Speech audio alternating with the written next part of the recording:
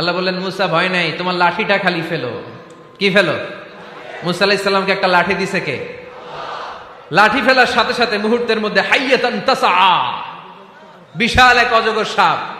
এই বিশাল অজগর সাপ ফেরাউনের জাদুকরদের বানানো সব ভাগ, ভাল্লুক, সিংহ আর সাপগুলো রেখে বিশাল ফানা ধরে আছে। আর সাপ বলতে শুরু করেছে, আর কি আছে নিয়ে আয়। সুবহানাল্লাহ কইতে পারলেন না?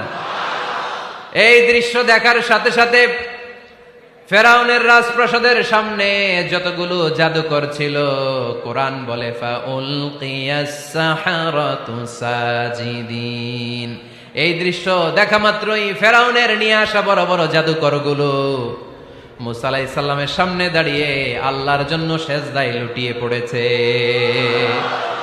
ফাউলকিয়াস সাহারাতু সাজিদিন, সেজদায় লুটিয়ে পড়ে ঘোষণা দিল, আমি ফেরাউনরে মানি না, আমি কোন নাস্তিককে মানি না, আমি মুসার রব, হারুনের রব, বনি ইসরাইলের রব, আল্লাহর জন্য সেজদায় লুটিয়ে পড়লাম। চিল্লায় পড়েন আল্লাহু আকবার।